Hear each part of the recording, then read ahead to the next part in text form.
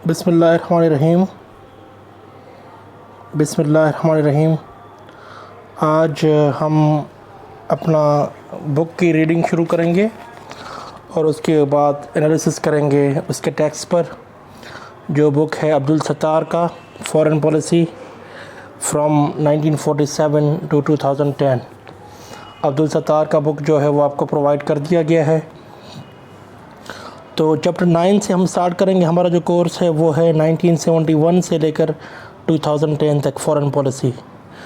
تو ہم اب کچھ بیک گراؤنڈ حاصل کرنے کے لیے ایک چیپٹر پہلے سے، جو 1965 اور 1971 کی وار ہوئی تھی، اس کے بعد سے جو لیگیسی ڈیولپ ہوئی، جو کانسیکوینسز ڈیولپ ہوئی ڈپلومیسی میں، فارن پالیسی میں، کس طریقے سے کون سے ممالک نے کس طریقے سے بیہیو کیا اور کس طریقے سے اس عمل کو دیکھا گیا، کس طریقے سے ریئیکشنز آئے پوری دنیا سے۔ تو اس ٹائم میں 1965 میں ہمارے پاس دو ادارے ہوا کرتے تھے، سینٹو اور سیٹو۔ سینٹو جو ہے وہ سینٹرل ٹریٹی آرگنائزیشن اور سیٹو جو ہے وہ ساؤتھ ایشین ٹریٹی آرگنائزیشنز۔ جب بھی ہم تجزیے میں کسی آرگنائزیشن کا نام لیں گے تو اس کی آپ ہسٹری، اس کو ریسرچ آپ خود کریں گے کہ سینٹو، اب مجھے پتہ نہیں ہے کہ وہ کون سے ایئر میں بنا، یہ آپ کو فائنڈ آؤٹ کرنا ہے۔ تھوڑا سا آپ کو ہوم ورک بھی کرنا پڑے گا ساتھ میں۔ اب سیٹو جو ہے وہ وی نو کے 1954 میں وجود میں آیا۔ ہم جانتے ہیں کہ دو بلاکس چل رہے تھے، ایک ویسٹرن بلاک تھا اور ایک ایسٹرن بلاک تھا، ایک امریکن بلاک تھا، ایک سوویت یونین کا بلاک تھا۔ تو یہ ویسٹرن بلاک کی طرف سے دو آرگنائزیشنز بنائی گئیں، سینٹو اور سیٹو، اور اس کا جو عمل تھا، اس کا جو آبجیکٹو تھا، وہ آبجیکٹو یہ تھا کہ ساؤتھ ایشیا کی کچھ کنٹریز اور سینٹرل ٹریٹی آرگنائزیشنز میں جو دوسرے ممالک ہیں، وہاں پر کمیونزم کو کرٹیل کیا جائے، کمیونزم کا اسپریڈ جو ہے اس کو اوائڈ کیا جائے، کیونکہ پولیٹکس جو تھی وہ بہت ڈیپلی روٹڈ تھی اور ہر طریقے سے سب ممالک کوشش کر رہے تھے کہ یہ جو جنگ ہے اس کو کسی طریقے سے ہمارے فائدے میں استعمال کیا جائے، ہم زیادہ پولیٹیکل اسپیس انفلوئنس گین کریں۔ اور اسی طریقے سے جو کیپٹلسٹ بلاک ہے، جو ویسٹرن بلاک ہے، انہوں نے یہ دو آرگنائزیشنز لانچ کی تھیں۔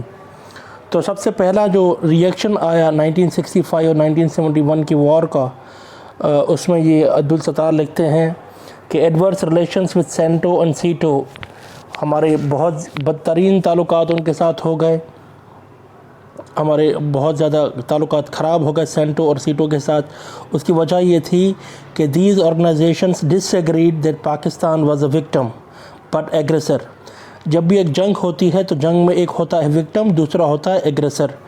اگر آپ وکٹم ہوتے ہو تو دنیا آپ کی سائڈ کھڑی ہوتی ہے، آپ کو سپورٹ کرتی ہے، آپ کے پوائنٹ آف ویو کو ایکسیپٹ کرتی ہے، اور اس کے بعد اس طریقے سے آپ کے ساتھ ریئیکٹ کرتی ہے اور اس طریقے کے ساتھ آپ کے ساتھ لائے عمل ایک تشکیل دیتی ہے۔ لیکن سینٹو اور سیٹو کا یہ موقف تھا کہ پاکستان 1965 اور 1971 کی جنگ میں وہ وکٹم نہیں تھا بلکہ ایگریسر تھا۔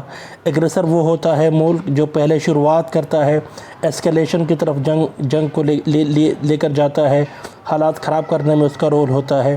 یہ سینٹو کا اور سیٹو کا پوائنٹ آف ویو تھا۔ اس وجہ سے انہوں نے یہ طے کیا کہ ہم آپ کے ساتھ تعاون نہیں کریں گے، آپ گلوبل پیس کو خراب کر رہے ہو اور آپ گلوبل پیس جو ہے اس کو کنٹریبیوٹ کرنے کے بجائے اس کو متاثر کر رہے ہو۔ یو ایس اینڈ یو کے سسپینڈڈ کوآپریشن وتھ انڈیا ان پاکستان۔ اس عمل میں ظاہر سی بات ہے ایک بڑا حادثہ ہوا 1965 کا اور 1971 کا، انڈیا کے ساتھ آپ کے تعلقات خراب ہو گئے۔ اس طریقے سے ہم نے دیکھا کہ یو ایس یونائٹڈ اسٹیٹس نے اور یونائٹڈ کنگڈم نے، دو کنٹریز نے، انہوں نے بھی پاکستان کے ساتھ اپنے تعلق معطل کر دیے، سسپینڈ کر دیے، کوئی بھی قسم کا کوآپریشن دینے کے لیے تیار نہیں تھے۔ اور اس کے بعد جہاں تک چائنا کی بات ہے، چائنا کے پہلے تو it was surprise by the cease fire, Pakistan نے سیز فائر اناؤنس کیا تو چائنا کی لیڈرشپ بہت سرپرائز ہوئی کہ کیسے پاکستان نے سیز فائر اناؤنس کیا۔ سیز فائر یہ ہوتا ہے کہ جنگ بندی کے بعد دونوں جو پارٹیز ہوتی ہیں وہ سیز فائر پر ایگری کرتی ہیں کہ ہم آج کے بعد ایک اور کوئی حملہ نہیں کریں گے ایک دوسرے ممالک پر۔ لیکن چائنیز لیڈرشپ جو ہے وہ پاکستان کے فیصلوں کا احترام کرتی ہے، پاکستان کے جو لیڈرز ہیں ایوب خان وہاں پر گئے تھے اور چائنیز پریزیڈنٹ بھی پاکستان آئے تھے، تو چائنیز نے ان فیصلوں کا احترام کیا اور ان فیصلوں کو تسلیم کیا کہ سیز فائر آپ نے کر لیا تو ہم اس کا احترام کرتے ہیں اور ہم تسلیم کرتے ہیں۔ Chinese president visited Lahore, Karachi and Dhaka in 1966۔ یہ ایک بہت بڑا کامیاب دورہ تھا چائنا کے پریزیڈنٹ کا، اور China was a friend of Pakistan that could trust. Pakistan کا ایسا ایک دوست تھا چائنا جس پہ پاکستان ٹرسٹ کر سکتا ہے، اور اس دوستی کو کہا گیا مجاہدانہ دوستی۔ مجاہدانہ دوستی مطلب ایسی دوستی جو جنگ کے عمل میں بھی آپ کے ساتھ کھڑا رہے اور آپ کو سپورٹ کرے۔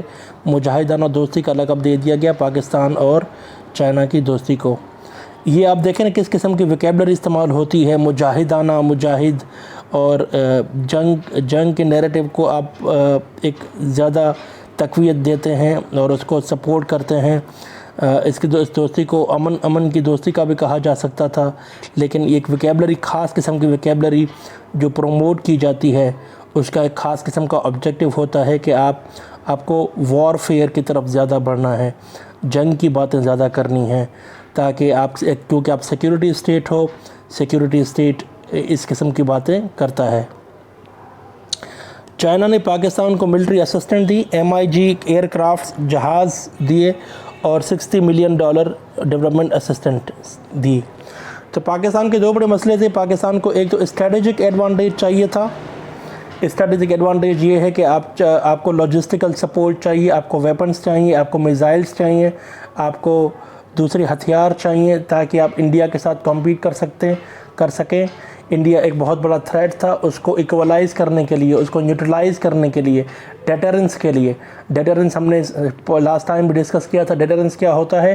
اگر ایک پارٹی کے پاس زیادہ طاقت ہو اور دوسرے پارٹی کے پاس کم طاقت ہو، تو جو بڑی پارٹی ہے، جو پاورفل پارٹی ہے، وہ چھوٹی پارٹی کو ایکسپلائٹ کرتی ہے، کنٹرول کرتی ہے، ڈومینیٹ کرتی ہے، یوز کرتی ہے، استعمال کرتی ہے۔ تو جب دونوں پارٹیز کے پاس ایکول پاور آ جائے گا، بیلنس آف پاور کی یہ تھیوری ہے کہ دو پارٹیز کے پاس جب ایکول پاور آ جائے گا تو ایک پارٹی دوسری پارٹی کو، یا ایک کنٹری یا دوسری کنٹری کو زیادہ ایکسپلائٹ نہیں کر پائے گی، استعمال نہیں کر پائے گی، اور اس کو یہ ڈر لگے گا کہ اگر میں کوئی حملہ کروں یا کوئی قبضہ کرنے کی کوشش کروں یا اٹیک کرنے کی کوشش کروں تو آگے سے ریٹیلیشن آئے گی، اور اس کو equal threat, sense of threat ہوتا ہے۔ اب جو دوسری پارٹی ہے، جو حملہ کرنے والی پارٹی ہے، اس کو تھریٹ ہوتا ہے، اور جو ایکول پاور رکھتی ہے اس کو ہوتی ہے سینس آف سیکیورٹی، کیونکہ ڈیٹرنس ہے، ایکول پاور ہے۔ ایکول پاور میں ایک ایسا ایکویشن بن جاتی ہے کہ دونوں اسٹیٹس پاورفل کے برابر کے پاورفل طاقت رکھتے ہیں۔ لیکن پاکستان جو تھا وہ انڈیا کے ساتھ اس سچویشن میں وہ آپشنس ایکسپلور کر رہا تھا کہ ہم دوسرے ممالک کے ساتھ کس طریقے کے ساتھ زیادہ ہم تعلق بنا سکیں اور ان کے فوائد دے سکیں۔ ایک مسئلہ پاکستان کا اسٹریٹجک ایسیٹس کا تھا، اسٹریٹجک معاملات کا تھا، جو جنگ بندی کے معاملے میں، کنونشنل وار فیئر میں اگر جنگ لگ جاتی ہے یا نیوکلر وار لگ جاتی ہے، اس میں پاکستان کے پاس اتنا اسلحہ ہونا چاہیے، اتنے ٹینکس ہونے چاہیے، اتنے پلینس ہونے چاہیے، اتنے میزائلس ہونے چاہیے کہ ہم اس تھریٹ کو نیوٹرلائز کر سکیں، اس تھریٹ کو کنفرنٹ کر سکیں۔ اور دوسرا پاکستان کا مسئلہ ہے ڈیولپمنٹ کا۔ پاکستان ایک غریب ملک ہے، تھرڈ ورلڈ کنٹری ہے۔ تھرڈ ورلڈ کنٹری کو ہمیشہ ڈیولپمنٹ اسسٹنس کی ضرورت پڑتی ہے، لیکن ہمارا پرابلم تب بن جاتا ہے جب یہ ڈیولپمنٹ اسسٹنس کنڈیشنل ہو۔ ہم اپریشیٹ تب کرتے ہیں جب یہ ڈیولپمنٹ اسسٹنس ہماری انکنڈیشنل ہو۔ انکنڈیشنل اگر پولیٹیکل کنڈیشن لگا دی جائے گی، جیسے ہم نے لاسٹ ٹائم ڈسکس کیا تھا کہ ایران کے اوپر کچھ پابندیاں ہیں، سینکشنز ہیں، ایران کو اگر انسینٹو دیا جائے اور انسینٹو میں یہ کہا جائے کہ آپ اپنی جو ڈیولپمنٹ کر رہے ہو، آپ نیوکلر جو انرجی کی حاصل کرنے کے لیے جو ذرائع آپ تحقیق کر رہے ہو یا آپ جو انویسٹیگیشن کر رہے ہو اس کو آپ روک دیں، تو یہ ایران کے فائدے میں نہیں ہوگا، کیونکہ یہ کنڈیشنل ایک آپ کے پاس ایک کنڈیشنل ڈیولپمنٹ کا ایک اسکیم آ جائے گی جو کسی بھی ملک کو قابل اعتراض ہوتی ہے، یہ تقسیم یہ ایکسیپٹ نہیں کی جاتی. لیکن ہمارے پاس کچھ مورل ڈائلیماز آ جاتے ہیں، ہمیں چوائسز ایسی کرنی پڑتی ہیں. ہم کہتے ہیں کہ بیگرس آر ناٹ چوزرس. جب آپ غریب ملک ہوتے ہو تو آپ کے پاس چوائسز بہت کم رہ جاتی ہیں. تو ڈیولپمنٹ اسکیمز کی بہت زیادہ ضرورت پڑتی ہے. ڈیولپمنٹ اسسٹنس چائنا نے پرووائڈ کی $60 ملین کی 1965 کے بعد، پاکستان انڈیا کے جنگ کے بعد. اس کے بعد کچھ ادارے جو تھے ہمارے اسٹریٹجک ادارے، جو ڈیفنس کے ادارے تھے، وہ چائنا نے بنائے تھے. اس میں سے کچھ ہیں the heavy mechanical complex, the heavy rebuild factory, the Kamra aeronautical complex and the several other industrial plants were established by China. So یہ ایک انپریسیڈنٹڈ سپورٹ تھی، ایسی سپورٹ تھی جس کے پاکستان کو سخت اشد ضرورت تھی. چائنا نے پاکستان کو انکنڈیشنل سپورٹ اس لیے کیا کیونکہ چائنا چاہتا تھا کہ پاکستان انڈیا کی جو نیوکلر تھریٹ ہے یا دوسری تھریٹس ہیں ان کو نیوٹرلائز کرے. اور پاکستان کا بہت اچھا دوست ہے چائنا، اور اس قسم کے سپورٹ کی بہت اشد ضرورت تھی پاکستان کو.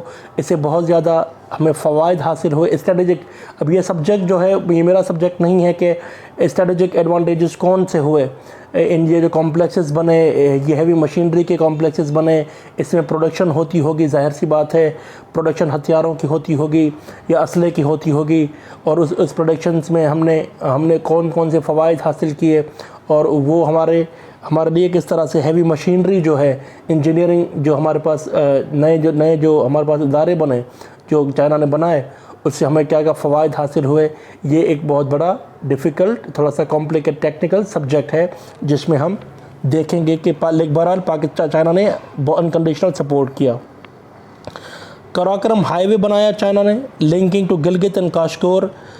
یہ جو امپورٹنٹ 1965 کے بعد جو کراکرم تھا، بہت بڑی چوٹی پر بنایا. K2 کے بعد جو ہماری چوٹی آتی ہے 6200 یا کچھ 6000 فیٹ کی بلندی پر، ایک بہت بڑا کراکرم ہائی وے بنایا گیا جس میں گلگت اور کاشکور کو ملایا گیا. کاشکور جو ہے وہ چائنا کا پروونس ہے اور گلگت جو ہے پاکستان کا پروونس ہے.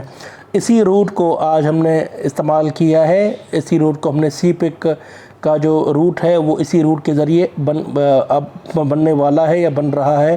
تو اس کی اہمیت یہ ہے کہ یہ شروعاتی جو فاؤنڈیشنل ریلیشن شپ تھا وہ چائنا نے بنانے میں ہیلپ کی تھی کہ پاکستان کو ڈیولپمنٹ اسکیم بھی دیے، پاکستان کو اسٹریٹجک ایڈوانٹیج ویپنز بھی دیے، پاکستان کو پلانز بھی دیے.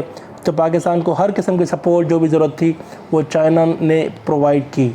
اور یہ دوستی کی مثال کس نے شروع کی تھی پاکستان کے ساتھ؟ پاکستان اور چائنا کی دوستی جو تھی وہ ذوالفقار علی بھٹو نے شروعات کی تھی اپنے دور میں جب وہ فورن منسٹر تھے. چائنا سپورٹ کرتا ہے پاکستان کو کشمیر کے مسئلے پر. ایک اصولی موقف یہ ہے کہ جب بھی پاکستان اور انڈیا کی ڈسپیوٹ ہوتی ہے تو اس کے بعد ڈسپیوٹ کے بعد آپ کو دوسری کنٹریز کون سا موقف اختیار کرتی ہیں، کون سی پوزیشن لیتی ہیں، ان پوزیشنز کا آپ کو کتنا فائدہ ہوتا ہے. مورل سپورٹ جو ہے وہ آپٹکس میں کاؤنٹ ہوتی ہے اور یہ بہت زیادہ امپورٹنٹ ہوتی ہے.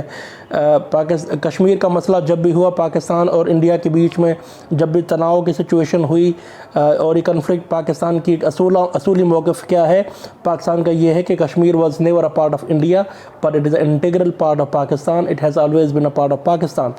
بٹ ہم یہ کہتے ہیں، لیکن جو دوسرا موقف ہے وہ یہ ہے کہ یہ انڈیا کا حصہ ہے، تو ہم اس کو کہتے ہیں کہ it is never a part of India but it is a disputed territory.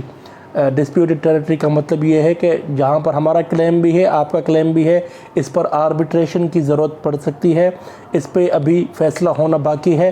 ہم یہ کہتے ہیں کہ پاکستان کا انفنشڈ ایجنڈا ہے، انفنشڈ ایجنڈا آف پاکستان از کشمیر. تو جب ایسے حالات پیدا ہوتے ہیں ان کنفلکٹس میں، آپ کو سپورٹ کی ضرورت پڑتی ہے، اور چائنا نے انکنڈیشنل سپورٹ کیا پاکستان کے کشمیر کے موقف پہ. چائنا نے کہا کہ Kashmir is a part of Pakistan not part of India. تو ریٹرن میں چائنا کا بھی ایک کنفلکٹ چل رہا ہے تائیوان کے ساتھ. تو تائیوان کے کنفلکٹ کے ساتھ جب چائنا کی بات آتی ہے تو ہم چائنا کے ساتھ کھڑے ہوتے ہیں. وہ کنفلکٹ کیا ہے وہ اگین آپ کو دیکھنا پڑے گا، کیونکہ ہم سراسری تجزیہ کر رہے ہیں چائنا کے کنفلکٹ کس ممالک کے ساتھ ہیں، بارڈر ڈسپیوٹس ہیں، آئلینڈس کے ڈسپیوٹس ہیں، تو تب چائنا اور تائیوان کا کیا مسئلہ ہے، اس پر پاکستان کی کیا پوزیشن ہے۔ پاکستان کی پوزیشن یہ ہے کہ we agree with China as China agrees with Pakistan on Kashmir. تو یہ تو بات پوری ہو گئی چائنا کی۔ یہ ہم نے پہلا پارٹ جو تھا لیکچر کا چائنا کا ہم نے تفصیلی یہ ڈسکشن کر لی۔ 1965 سے 1971 کے وار کے بعد چائنا کا کیا رول تھا ہماری فورن پالیسی میں۔ دوسرا رول ہے یو ایس ایس آر کا۔ U S S R Soviet union جو تھا ایک ایمرجنگ بلاک تھا ہمارے، کیونکہ یو ایس اے نے کوآپریشن سسپینڈ کر دی تھی ہمارے ساتھ، تو یو ایس ایس آر کے ساتھ ہمارا مومنٹم شروع ہوا 1965 کے بعد۔ ہمارا ٹریڈ ایکسپینڈ ہوا یو ایس ایس آر کے ساتھ، پاکستان کا ٹریڈ کے معاہدے ہوئے، ایم او یو سائن ہوئے اور مختلف کنڈیشنیلٹیز پر ایگریمنٹ ہوئے۔ 1968 پہ اسٹیل پلانٹ جو تھا وہ یو ایس ایس آر نے اناؤنس کیا کہ ہم اسٹیل مل پاکستان میں لگائیں گے، اور ان کے جو پریزیڈنٹ تھے وہ تھے کوسیگن آئے تھے پاکستان 1969 میں، اور انہوں نے پرومس کیا تھا کہ $1 ارب $1 بلین سافٹ لون میں دیا جائے گا پاکستان کو 31 پروجیکٹس کے لیے۔ سافٹ لونز کا مطلب یہ ہے کہ ایک ایسا لون جو آسان قسطوں پر آسان کنڈیشنز پہ دیا جائے۔ $1 ارب ایک بہت بڑی انویسٹمنٹ تھی، اور یہ جب اناؤنسمنٹ ہوئی پاکستان میں، کوسیگن نے یہ اناؤنسمنٹ کی کہ ہم اتنا بڑا جو ہے پروجیکٹ پاکستان میں اتنی بڑی انویسٹمنٹ کرنا چاہ رہے ہیں 31 ڈفرینٹ پروجیکٹس کے لیے، تو اس پر انڈیا کو بہت زیادہ پریشانی ہوئی، اور انڈیا نے اپنی لابینگ اسٹارٹ کر دی، انڈیا نے اپنی ڈپلومیسی تیز کر دی، اور انڈیا نے انڈین پریشر کے بعد جب انڈیا پریشر آیا تو ہمارے پاس ایسٹ پاکستان کا کرائسس بھی آ گیا 1971 میں۔ ایسٹ پاکستان کرائسس کے بعد پاکستان کی جو ریپوٹیشن تھی دنیا بھر میں وہ بہت بری طرح سے متاثر ہوئی، پاکستان کی ساکھ متاثر ہوئی، جس کے بعد جو ساری کی ساری انویسٹمنٹ جو U S S R Pakistan میں کرنا چاہ رہا تھا وہ ساری کی ساری انڈیا کی طرف چلی گئی، اور اس طرح سے پاکستان اور یو ایس ایس آر کے جو ٹائز تھے وہ بریک ڈاؤن ہو گئے، اور اس کا فائدہ جو تھا وہ سارا کا سارا انڈیا کو چلا گیا۔ یہ ایک بدنصیبی ہمارے کچھ ڈپلومیٹک فیلیورز ہیں، ہمارے فورن آفس کے غلط فیصلے ہیں، ہمارے کچھ پولیٹیکل فیصلے ہوتے ہیں، کچھ سیکیورٹی کے فیصلے ہوتے ہیں، کچھ انٹرنل پولیٹکس، کچھ ایکسٹرنل پولیٹکس۔ جب بھی آپ کوئی فیصلہ کرتے ہو تو اس کے دور دراز نتائج ہوتے ہیں، اس کے ریپرکشنز ہوتے ہیں، اور یہ ریپرکشن جو تھا یہ تھا کہ پاکستان کی ساکھ متاثر ہوتی ہے، پاکستان کی امیج خراب ہوتی ہے۔ جب آپ 1971 کی ایک ایپیسوڈ اپنے ایڈونچر کیا، وہ ایڈونچر کیا تھا وہ اپنے آف کورس پرانے کورس میں آپ نے پڑھا ہوگا کہ پاکستان کا اور بنگلہ دیش کا کس طرح ڈبیکل ہوا، اس میں انڈیا کا کیا رول تھا، مکتی باہنی کا کیا رول تھا، پاکستان کی فورس نے بنگالیوں کو کس طرح ٹریٹ کیا تھا، اور کس طرح سے ریٹیلیشن اسٹارٹ ہوئی، کس طریقے سے کنفرنٹیشن اسٹارٹ ہوئی، کس طریقے سے بنگالی عورتوں کو ریپ کیا گیا، کس طریقے سے ان کی عام جو لوگ اسٹوڈنٹس تھے ان کے پروفیسرز کو کس طرح قتل و غارت کی گئی۔ تو یہ جو ہے تاریخ سے سبق سیکھنے کے ہمارے کچھ سیکھنے ہیں، اور یہ سبق سیکھنا چاہیے، اور یہ ریئلائزیشن آنی چاہیے کہ اگر آپ کو پاکستان کو صحیح سمت پہ لے کر جانا ہے تو سب سے پہلے آپ کو صاف قسم کی اصولی موقف کی پالیٹکس قائم کرنی پڑے گی۔ تو آج کا لیکچر ہم یہ 9 چیپٹر کا پارٹ 1 ہے، ہم یہاں تک اس کو چھوڑتے ہیں۔ اگلا جو OIC کی جو اسٹیبلشمنٹ ہے، آرگنائزیشنز آف اسلامک اسٹیٹس کی، Islamic organizations of Islamic conference جو مسلمان ممالک کے آرگنائزیشنز بنی تھی، تشکیل کس طرح آئی تھی، وہ بھی ہم ڈسکس کریں گے، اور کچھ اور چیزیں جو جس طریقے سے آتھر بتاتا جائے گا اس طریقے سے میں آپ کو اس کا انالیسس کر کے آپ کو بتاتا جاؤں گا۔ تو یہ ہمارا لیکچر 3 ہے۔ اس کے بعد لیکچر 4 بھی میں 9 چیپٹر سے کروں گا اسی ہفتے میں، اور ہم نیکسٹ تھرسڈے کو جب ہم کوسچن آنسر سیشنز کریں گے تو میں امید کرتا ہوں کہ آپ لیکچر سن کر آئیں گے، اور لیکچر سننے کے بعد آپ کے کچھ برننگ کوسچنز ہوں گے، ان کو ایڈریس کیا جائے گا۔ میں نے آپ کو پہلے بھی کہا ہے کہ میں بھی آپ کی طرح طالب علم ہوں، میں بھی آپ کی طرح اسٹوڈنٹ ہوں، میرے پاس ہر سوال کا جواب موجود نہیں ہے، لیکن جب آپ سوال پوچھیں گے، اگر آن دا اسپاٹ مجھے کوئی سوال نہیں آ رہا تو میں آپ سے ٹائم لوں گا کہ میں وہ سیکھ کر آؤں، وہ لرن کر کے آؤں، اور لرن کرنے کے بعد جو میری نالج کے مطابق، کیونکہ میرا جو رول ہے وہ فیسیلیٹیشن کا رول ہے، I am not authority on the subject, I don't have all the knowledge, but I'm a facilitator. I will learn, I will tell you my point of view, and then it's up to you whether you agree or not agree with my point of view, and then you have the right to seek your own knowledge. آپ اپنا point of view پیش کریں, آپ اپنی investigations کریں, آپ اپنی research کریں, اس کے بعد آپ اپنی جو بھی آپ کی رائے ہے وہ آپ قائم کریں. You are free to do that. So this is the chapter 3 of foreign policy. Abdul Sattar کا کتاب اگر آپ نے CR سے نہیں لیا ہے سافٹ کاپی میں, ہارڈ کاپی میں اگر آپ کو یہ سکھر سے کتاب مل جاتا ہے تو آپ ضرور لیں. میرے پاس یہ سافٹ کاپی میں اویلیبل ہے, تو آپ کو اس کورس میں یہ کتاب سافٹ کاپی میں ہی پڑھنا پڑے گا. Thank you very much.